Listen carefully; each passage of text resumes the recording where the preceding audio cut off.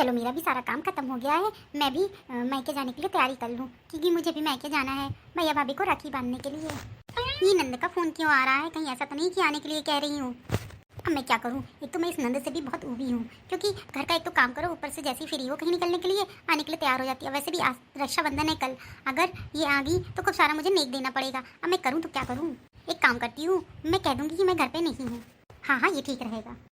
Hello, हाँ भाभी, मैं ये कह रही हूँ कि मैं नीचे खड़ी हूँ, आके दरवाज़ा खोल दो। अच्छा, आ गई है क्या दीदी? आप नीचे खड़ी हैं क्या? हाँ भाभी, मैं नीचे खड़ी हूँ। कल रक्षाबंधन है ना, इसकी वजह से मैंने राखी बांधने के लिए आई हुई हूँ। वैसे मुझे भी जाना था, अब आ गई हो तो आ ही जाओ।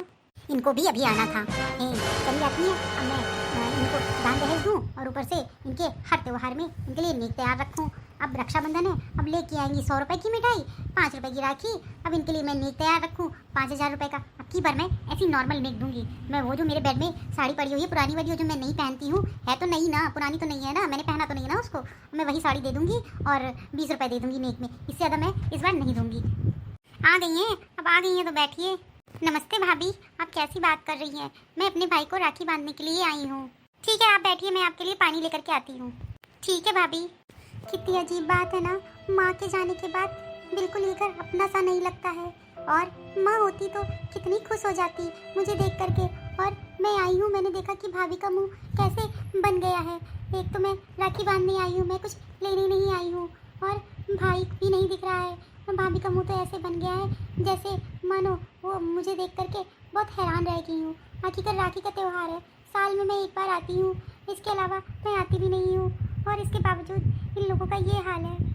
मुझे अपनी भाभी से ऐसी उम्मीद नहीं थी कि वो मेरे साथ ऐसा व्यवहार करेंगी।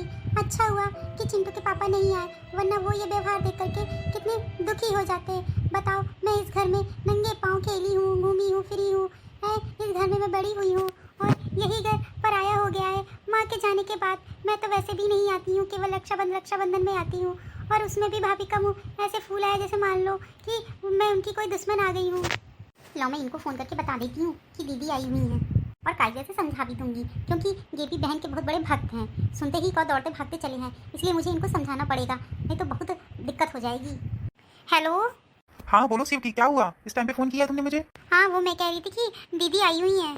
अरे वाह, दीदी आ गई राखी बांधने के लिए। मैं अभी बस ऑफिस से छुट्टी लेकर के अभी निकलता हूँ, फिर पूरी रात बैठ के दीदी के साथ मैं गपशप करूंगा। ज़्यादा छुट्टी उट्टी लेकर के आने की जरूरत नहीं है आपको, समझे आप? हाँ, दीदी का तो हमेशा का काम है, और आप हमेशा की छुट्टी लेकर के चले आएंगे। और एक बात ये भी सुन लीजिए, मुझे अभी शाम को ही अपने घर भी निकलना है, और आप भी मेरे साथ चलेंगे। इसलिए जो कुछ भी है दीदी से राखी बनवा लीजिए, उसके बाद तुरंत ही मेरे साथ चलिएगा, और नीचे वाले रूम में मैं उन्हें ठहरा दूंगी। अब ऊपर का सारा ताला लगा दूंगी, और कह दूंगी नीचे जो गैस रूम है उसको आप ताला बंद करके चली जाइएगा, चाबी पड़ोसन को दे दीजिएगा। इसके अलावा मैं कुछ नहीं कर सकती हूँ, समझिए आप? अरे स्वीटी, कैसी बात कर रही हो? वो हमारी बहन है, और तुम क्यों नहीं समझती हो? वो साल में केवल एक बार ही आती है मुझसे मिलने के लिए, केवल रक्षाबंधन में आती है। तभी तुम इतना बदतमीजी से बात कर रही हो उनसे, कितनी गलत बात है स्वीटी। वो सब मैं कुछ नहीं जानती हूँ, मुझे बस आज जाना है, और ज़्यादा नेक देने की भी जरूरत नहीं है, समझे आप? मैंने वो जो बेड में पुरानी साड़ी पड़ी हुई है, मैंने उसको निकाल दिया है, और वो और 20 रुपये मैं दे दूंगी नेक में। इससे ज़्यादा मैं उनको कुछ नहीं देने वाली हूँ। वैसे भी वो ले ही क्या आती हैं, मैंने पहले से ही निकाल के रख ली थी साड़ी, क्योंकि मुझे पता था कि तुम्हारी बहन आएगी जरूर रक्षाबंधन में राखी बांधने के लिए, इस कारण से। इसीलिए मैंने जो बेड में पुरानी साड़ी पड़ी थी उसको और 20 रुपये निकाल के रख ली है। इससे ज़्यादा मैं उनको कुछ नहीं देने वाली हूँ, समझे कि नहीं समझे आप? देखो स्वीटी, तुम बहुत गलत बात कर रही हो। ऐसा व्यवहार मेरी दीदी के साथ तुमको करने का किसी ने हक नहीं दिया। घर मेरी पत्नी हो तो पत्नी तक ही सीमित रहो। तुम्हें मेरी दीदी के साथ व्यवहार गलत करने की कोई भी आवश्यकता नहीं है। देखो सुनो जी, आपको ज़्यादा ना दीदी भक्त होने की जरूरत नहीं है, समझे? और दीदी भक्त होने से कोई फायदा भी नहीं, क्योंकि इस बार मैं आपकी चाल बिल्कुल भी नहीं चलने देने वाली हूँ। पिछली बार आपने जो 5000 रुपये चोरी से दे दिए थे ना दीदी को, मुझे बाद में सब पता चल गया था, ठीक है? और इस बार मैं ऐसा कुछ भी नहीं होने देने वाली हूँ। स्वीटी, तुम अपना मुंह बंद रखो, समझे? वो हमारी बहन है, और वो इस घर की बेटी है। अगर वो आती जाती है तो उसमें तुम्हें क्यों खलन होती है? हाँ, अगर वो अपने में आ गई ना, तुम्हें घर से बाहर निकाल सकती है। ऐसे कैसे घर से बाहर निकाल सकती हैं वो मुझे? मैं भी इस घर की बहू हूँ। यही मैं तुमको समझाने की कोशिश कर रहा हूँ। अगर तुम बहू हो तो वो इस घर की बेटी है। अब मुझे आपसे ज़्यादा बहस करने की जरूरत नहीं है, अब मैं फ़ोन रख रही हूँ, समझे? और आप अपने टाइम से आइएगा, और शाम को चलना है मायके। मैं कुछ नहीं जानती, आज शाम को मुझे मायके जाना है बस। भाभी।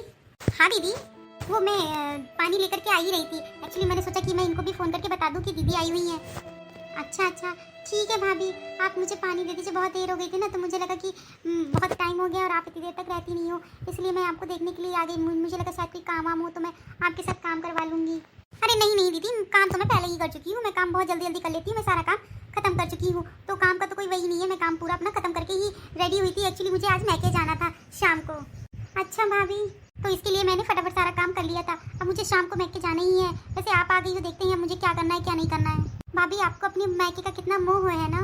अरे होगा क्यों नहीं, आखिर मैके जाने का किसको मोह नहीं होता है। वहाँ मम्मी है, पापा है, भाभी है, भैया है, कितना अच्छा लगता है वहाँ पे दीदी। मैं आपको बता नहीं सकती हूँ। और मैं जाती हूँ, मेरी भाभी मुझे कुछ काम नहीं करने देती है। सबसे अच्छी तो मेरी माँ है, और माँ मुझे एक गिलास तक नहीं उठाने देती है। अगर कोई उठा लेता है तो फिर डांटने लगती है मेरी माँ तुरंत।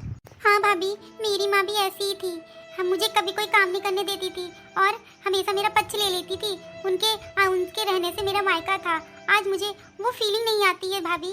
ऐसी बात तो नहीं है, मैं तो आपके लिए हमेशा खड़ी रहती हूँ, सब कुछ तो करती हूँ। अब मैं क्या कर सकती हूँ।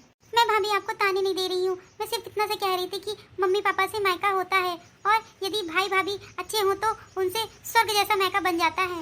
इसीलिए तो मेरा स्वर्ग से जैसा मायका है। भैया भाभी मेरे बहुत अच्छे हैं, और मेरे माँ बाप भी बहुत अच्छे हैं। और वो जो छोटा सा भतीजा है वो तो बहुत ही क्यूट है। पता है दीदी, वो मेरे बिना तो एक मिनट रह नहीं पाता जब मैं जाती हूँ तो। हाँ भाभी, क्यों नहीं, आपका घर ऐसे ही बना रहे, भगवान न करे आपके घर को किसी की नजर लगे।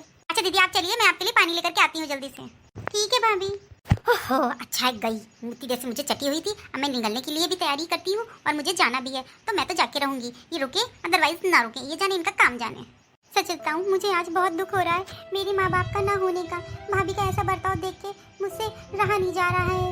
अब मैं इस बार तो रक्षाबंधन में आ गई हूँ, लेकिन नेक्स्ट टाइम से मैं रक्षाबंधन में कभी नहीं आऊँगी, क्योंकि जब भैया भाभी ही ऐसे हो गए हैं तो मैं किसको राखी बांधने के लिए आऊँ।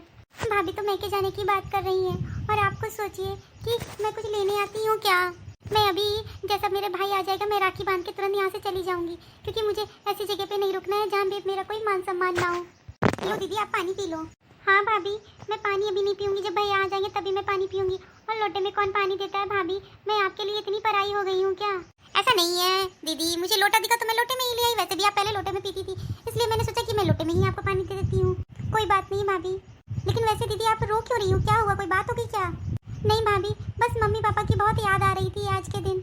हाँ याद तो आ रही होगी, मैं समझ सकती हूँ कि मम्मी पापा के बिना रहना कितना मुश्किल हो जाता है। हाँ भाभी। दीदी आप आ गई। मुझे जैसे ही फोन करके बताया स्वीटी ने, मैं देखी मैं हाफ डे की छुट्टी लेकर के आ गया, और ताकि मैं आपके साथ बैठ के कुछ सारी बातें कर सकूं। अच्छा छोटे, तुझे मेरा आना अच्छा लगा यहाँ पे। अरे दीदी मुझे क्यों नहीं अच्छा लगेगा आपका यहाँ आना। आखिरकार आप मेरी बड़ी बहन हो, और आप याद है बचपन में जब आप मुझे राखी बांधती थी और मुझसे नेक मांगती थी तो मैं आपको नेक नहीं देता था। जो पापा मुझे पैसे देते थे मैं लेके चला जाता था, याद है आपको। हाँ हाँ छोटे, मुझे बिल्कुल याद है। वो याद है तुझे, मैं जिस गुड़िया से खेला करती थी वो तुम उठा करके छुपा देते थे, याद है तुझे। हाँ हाँ दीदी मुझे सब याद है, दीदी मुझे सब याद है। आपने खाना खाया, चाय पानी पिया कि नहीं। सुनो जी, इधर आओ जरा सा। आता हूँ इतने दिनों बाद तो दीदी आई है, मैं दीदी के पास चैन से बैठ के बातें भी ना कर पाऊँ क्या। जा जा छोटे, भाभी की बात सुन ले जाके। देखो जाके शायद किसी काम से बुला रही हूँ तुझे। ओफो दीदी आप भी, चलो अच्छा ठीक है मैं बात करके आता हूँ। ठीक है दीदी। ठीक है छोटे। हाँ स्वीटी बोलो, मुझे किस लिए बुलाया था। देखो मैं कह रही थी कि ज्यादा गपशप लगाने की जरूरत नहीं है, और मुझे अभी यहाँ से निकलना है। निकलना है, कहाँ निकलना है। हम दीदी को छोड़ के कहीं जाने वाले नहीं है, ये ध्यान रखो इस बात। देखो राखी में दीदी की वजह से हमारा कितना खर्चा होता है हर साल। हाँ 5 रुपए की राखी 100 रुपए की मिठाई लेकर के आती है, और उससे ज्यादा हमारा खर्चा हो जाता है। तुम स्वीटी ज्यादा खर्चे की तो बात करो ही मत, क्योंकि तुम जानती हो इस बात को कि अगर दीदी अपने में आ जाए ना फिर कुछ भी करा सकती है। खर्चा खर्चा कितना हो जाता है जब दीदी आती है, और तुम कैसी बात कर रहे हो कि जैसे कि सारा खर्चा केवल मेरे ऊपर ही तुम खर्च करते हो। अपनी बहन के ऊपर कितना खर्च करोगे तुम। तुम्हें हिसाब चाहिए तो सुन लो। अगर दीदी जो अपना हिस्सा छोड़ करके चली गई है अपनी ससुराल, अगर वो अपना हिस्सा मांगने लगेंगी ना तो ये ध्यान रखो जितने मकान में तुम फैल के रह रही हो ना वो आधा हिस्सा उनको देना पड़ जाएगा तुमको, और ये आधिकारिक तौर पर भी है, ये तुम जानती हो इस बात को। हाँ ये तो मैंने सोचा ही नहीं। और वो सब तो छोड़ दो, तुम जैसा व्यवहार मेरी दीदी के साथ कर रही हो, अगर ऐसे ही व्यवहार तुम्हारे मैके में कोई तुम्हारे साथ करेगा तो तुमको कैसा लगेगा। माँ बाप के जाने के बाद भाई भाभी से ही मैका होता है। हाँ अब मुझे ये बताओ, जब माँ बाप तुम्हारे नहीं रहेंगे और तुम रक्षाबंधन या कोई तीज त्योहार में तुम अपने भैया भाभी के पास जाओगी और तुम्हारी भाभी इसी तरह का जब व्यवहार तुम्हारे साथ करेंगे तो तुमको कैसा लगेगा। हाँ जी आप बिल्कुल सही कह रहे हो, मैंने दीदी के साथ बहुत गलत व्यवहार किया है। मुझे दीदी के साथ इस तरीके का बर्ताव नहीं करना चाहिए था, और सबसे बड़ी गलती मेरी ये है जो मैंने दीदी को खाने पीने तक के लिए नहीं पूछा और उनका मान सम्मान भी नहीं किया। ये मुझसे बहुत बड़ी गलती हो गई। अगर यही चीज मेरे मायके में मेरे साथ होगी तो मुझे कितना बुरा लगेगा। हाँ माँ बाप के जाने के बाद। आप सही कह रहे हो, मुझे माफ कर दीजिए, आप प्लीज मुझे माफ कर दीजिए, मैंने जो आपकी दीदी के साथ ऐसा व्यवहार किया।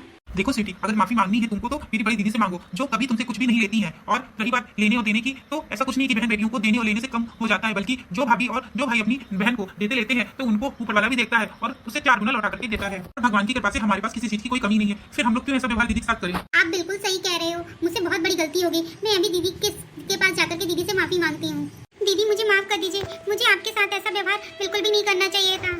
भाभी कोई बात नहीं, माँ बाप नहीं है ना तो मायका तो माँ बाप से ही होता है। मैंने सुना भी था, आज मैंने देख भी लिया। ऐसी बात नहीं है दीदी, मुझे माफ कर दीजिए, मुझसे बहुत बड़ी गलती हो गई। मुझे इस तरीके का व्यवहार आपके साथ बिल्कुल भी नहीं करना चाहिए था। कोई बात नहीं भाभी, जो हुआ सो हुआ है। देर से आए लेकिन दुरुस्त आए। आखिर आपको आपकी गलती का एहसास हो गया, यही बहुत है हमारे लिए। एक बात भाभी आप हमेशा याद रखिएगा, आपकी जो ये नंद है वो आपसे लेने कभी नहीं आएगी। आखिरकार मुझे कुछ नहीं चाहिए और केवल मैं भाई को राखी बांधने ही आती हूँ और हमेशा राखी बांधने ही आऊंगी। अब आप इस बात की चिंता बिल्कुल मत करिएगा कि आपको दीदी को कुछ देना पड़ेगा। ऐसी बात नहीं है दीदी, मुझसे गलती हो गई, मैं जानती हूँ। चलो अच्छा छोड़ो, मैंने तुम्हें माफ कर दिया, कोई बात नहीं, जो हुआ सो हुआ, अच्छा हुआ। ऐसा ना होता तो फिर कैसे हमारे और तुम्हारे बीच में ज्यादा प्रेम बढ़ता। सच में ना दीदी, आपने मुझे माफ कर दिया ना? हाँ हाँ, मैंने माफ कर दिया आपको। देखो मैंने तो अपनी गलती को सुधार लिया। ऑडियंस, अगर ऐसे कोई फैमिली है जो अपनी भाभी नंद के साथ ऐसा व्यवहार करती है, वो भी अपनी गलती को सुधार ले। और चैनल को जल्दी से सब्सक्राइब कर दियो हैं, सब्सक्राइब कर दियो, लाइक कर दियो, और नीचे हाइक का बटन आता है उसको भी दबा देना ताकि नंबर बढ़ जाए और वीडियो आगे तक भागे, और शेयर भी कर देना।